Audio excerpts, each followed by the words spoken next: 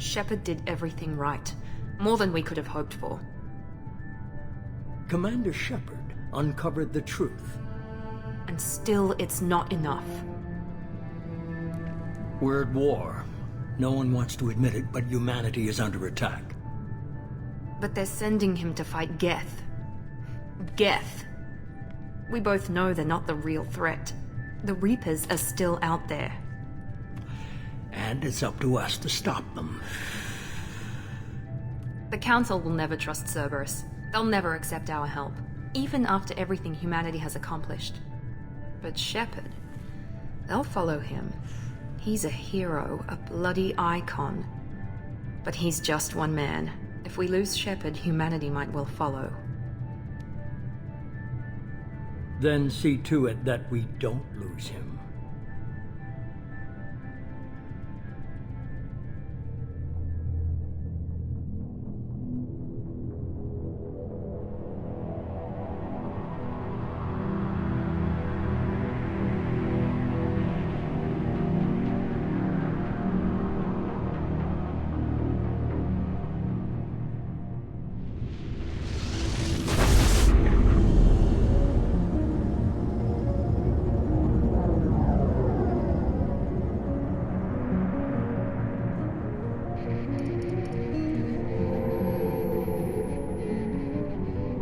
Disengaging FTL drives. Emission sinks active. Board is green. We are running silent.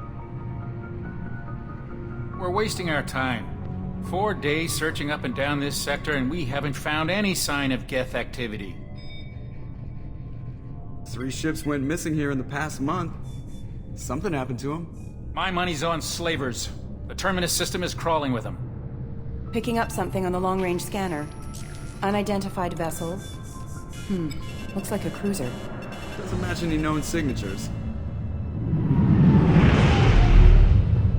Cruiser is changing course. Now on intercept trajectory. Can't be. Stealth systems are engaged. There's no way a Geth ship could possibly... It's not the Geth. Brace for evasive maneuvers!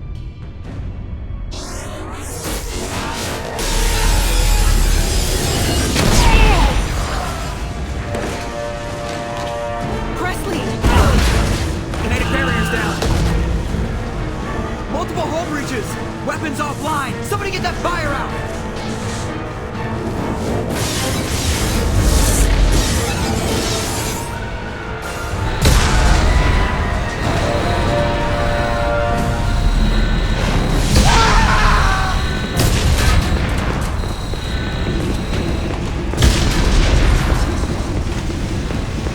Shepard! Distress beacon is ready for launch.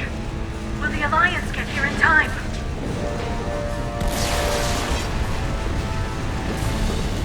The Alliance won't abandon us. We just need to hold on. Get everyone onto the escape shuttle. Joker's still in the cockpit. He won't evacuate. I'm not leaving either. I need you to get the crew onto the evac shuttles. I'll take care of Joker. Shepard! Liara, go. Now. Aye, aye.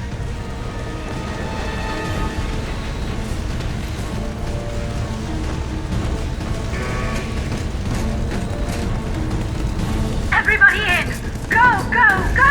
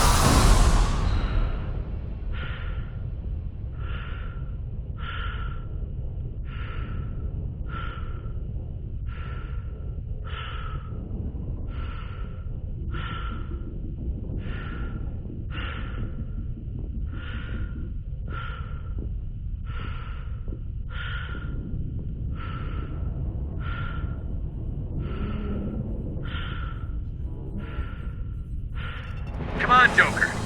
We have to get out of here. No, I won't abandon the Normandy. I can still save her. The Normandy's lost. Going down with the ship won't change that.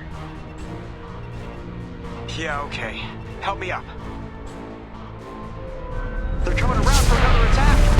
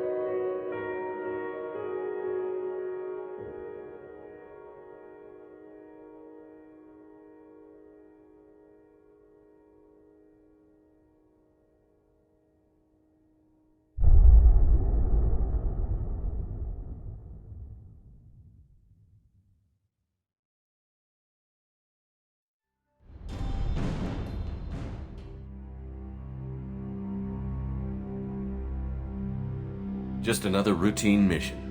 Why do they always say that before a mission? Of course it's routine. You haven't done anything yet. It's everything that happens along the way. The choices you make, the paths you choose, that turn the routine into anything but. Of course, that's how it started. A routine mission, answering a distress call. And look where that got me. We were testing out the Normandy, Captain Anderson's new ship, when the distress call came in. An Alliance patrol on Eden Prime had been attacked. They'd seen something they couldn't explain. And whatever it was massive. I hit the ground with my lieutenant, Caden Olenko. A good kid, loyal, by the book, with a talent for biotics. We came across the lone survivor of the patrol, Gunnery Chief Ashley Williams. A soldier to the core. Tough, disciplined, ready to take on whatever came her way. Ashley joined up with us and took us to the spot where she lost her squad. That's when we saw it. The ship. Like nothing I'd ever seen. It was massive, scorching the colony and everything around it as it blasted away.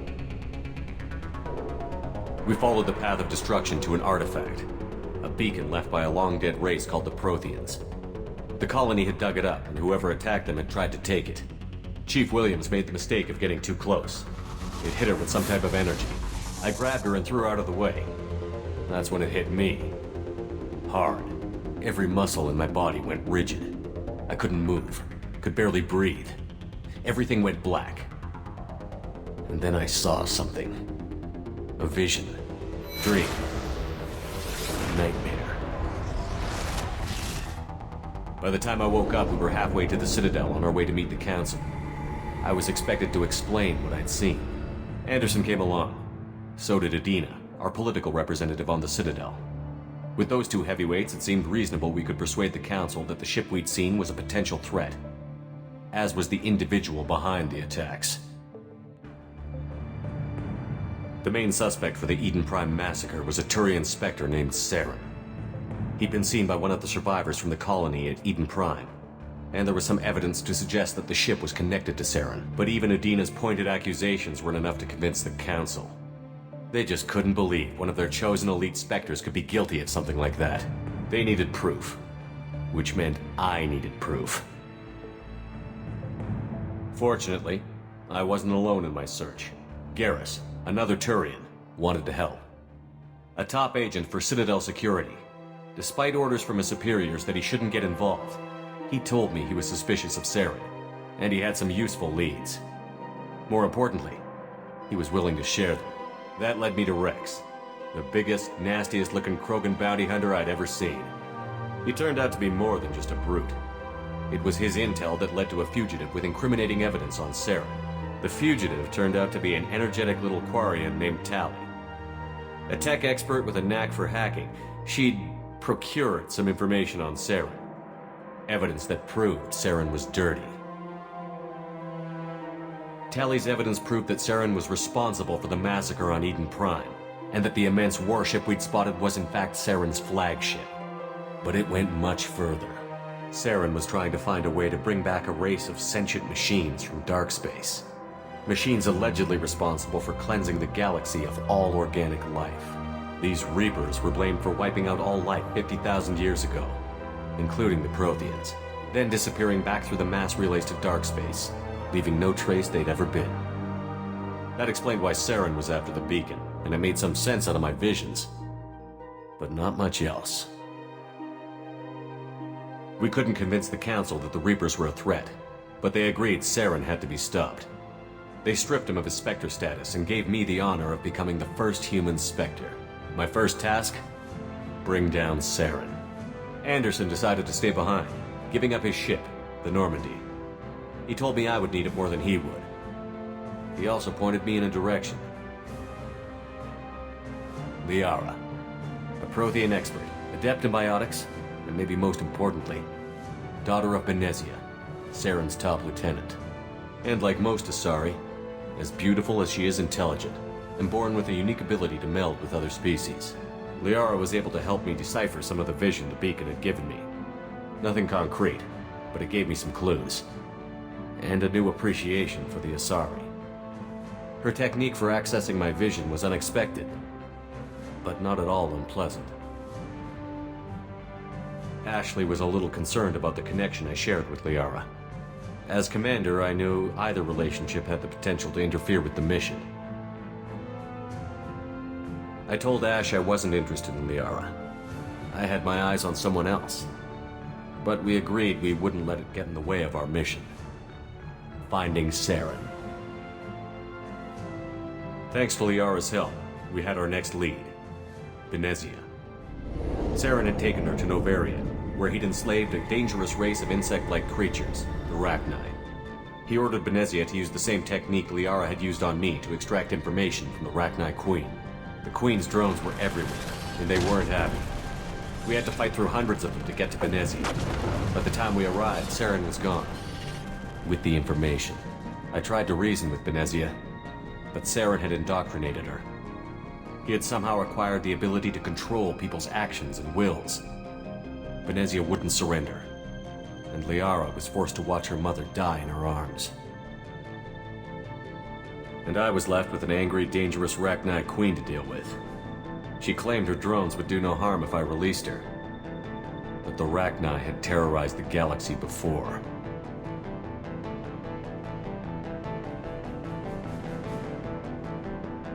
I couldn't do it. I wouldn't doom an entire species for past sins. And the Queen was true to her word. She left and took her army of drones with her. With Saren's top lieutenant dead, he was quickly running out of time and places to hide. I tracked him down at his base on Vermeer, but we soon learned it was more than a base of operations. It was a breeding ground. Saren was breeding an army of Krogan. He'd found a cure for the genophage, a disease inflicted on the Krogan to prevent them from breeding and taking over the galaxy. But the Krogan Saren was breeding were slaves, mindless beasts that obeyed Saren's will. I had to destroy the base, and all its research. Rex disagreed. Violently. Rex wanted the genophage cure for his people. I tried to convince him to help me destroy it, that these Krogan weren't real. But he wouldn't back down. Fortunately, Rex is smarter than he looks. He realized this wasn't the way to help his people, and that Saren was the real threat. When we finally got to the center of the base, I realized just how close Saren was to completing his plan. He was already in communication with the Reapers. Sovereign, Saren's flagship we'd all assumed was just a ship, was a Reaper. It spoke to me, threatened me. I could feel the menace it had for every living thing. It wanted me dead. It wanted us all dead. And I knew it was capable of doing just that. What I couldn't understand was why Saren would help it. But there was no time to think about it. Sovereign knew where we were. We had to destroy the base and get the hell out. I split up my team in 2 squads, sending Ash with one and Caden with the other as a distraction. We had a nuke, and we planned to use it. Before we could detonate the bomb, Saren showed up. We fought. I stalled him to make time for my team. And in talking to him, I realized the truth. It wasn't Saren who was indoctrinating everyone. It was Sovereign. The Reaper. And Saren was in deeper than all of them. He tried to convince me he was still in control. Said he found a way to reduce the Reaper's influence, but he was kidding himself. Or believing the lies Sovereign was telling him. Before I could convince him to stop, he ran, leaving me just seconds to extract my squad mates. I tried, but I wasn't fast enough. I could only save one of them. Caden was a good man, and a great soldier. But I had to choose, and I chose Ash. That was the last time Saren would slip away from me. I knew then, the next time we met, one of us would die. With my team mostly intact, we chased Saren and his army to Ilos, a long-lost planet that had once belonged to the Protheans. As we prepared for what we knew would be a desperate fight, I spoke to my crew. We were just one ship, against Saren's growing army. I assured them all that despite the odds, we could defeat him. But Ash saw through my words. She knew I was hurting after Caden's death. She could sense my doubts. We both knew this mission could be our last. Until that moment, we'd put our feelings aside for the sake of that mission. But why wait? We gave in to each other. And it was perfect. While it lasted. We arrived on Ilos, close behind Saren. Once on the planet, we discovered a Prothean databank that helped me put the final pieces of my vision together. The Reapers had come 50,000 years ago. And every 50,000 years before that. Each time purging the galaxy of life. The Protheans had fought and died, like every species before them. But a few survived long enough to leave a parting gift. The Protheans had discovered that the Citadel was the key to controlling the mass relays. By sabotaging the Citadel, they found a way to close the relays to dark space, slowing the Reapers' return, giving us the time we needed to find a solution to stop the Reapers once and for all. Saren knew this. He was leading his army to take control of the Citadel and re-establish the relays to dark space, bringing the waiting Reapers here to destroy us all. We followed him to the Citadel. It was intact, but heavily damaged. He had caught the Council fleets by surprise, and they were only now regrouping. And with Sovereign as his flagship, there was little hope the fleets could counterattack with enough strength to take back the Citadel. But Saren was done running, and I was done chasing him. As the Alliance and Citadel fleets battled Saren's army outside, I cornered the Turian bastard in the Citadel tower and confronted him. He died believing that the Reapers would save him. As I fought to regain control of the Citadel, the Council's flagship, the Destiny Ascension, fell under attack. Despite Saren's death, Sovereign and Saren's army continued to fight. The Council was aboard the Destiny Ascension, and they were requesting assistance. But I knew in order to help them, I would have to put our Human Alliance fleet in jeopardy. The Council had to be saved. They represented the hearts and minds of the galactic community. Without them, the fleets would be in disarray. Even with the Citadel back in my control, Saren defeated, and the Normandy leading the combined galactic fleet, the battle against Sovereign, a single Reaper, was relentless. It took the combined fleets of humanity and the other races, but in the end, Sovereign fell. But the costs were immense. While humanity's efforts in the war earned us our first seat on the Council, it was a hollow victory. The Reapers were still out there. I knew the fight was far from over, But as the one who'd led the fight against Saren, I was given new responsibilities. The choice of humanity's first counselor was left for me to decide. On the one hand, Udina, the lifetime politician. Ruthless and ambitious, he would easily navigate the political landmines that would soon be put in front of him. The other choice, Captain Anderson, the career soldier. Tough but fair, but a friend, and someone I could trust. Both great leaders in their own right.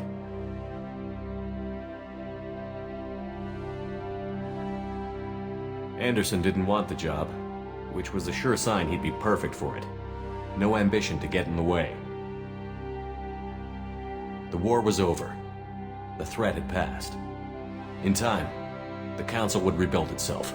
The Citadel could be repaired. Even the pain of lost friends would fade. But none of that mattered if the Reapers were still out there. And if they were all as powerful as Sovereign, we had to find a way to stop them. I had to find a way. I gathered my crew, took my ship, and went in search of answers. Officially, the Council would only say I was assigned to cleanup duty, rooting out any remnants of Saren's army. Just another routine mission.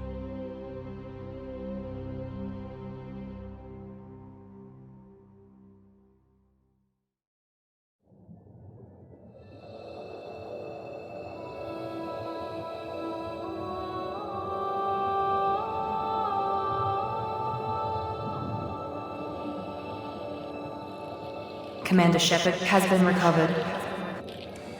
The Lazarus Project will proceed as planned.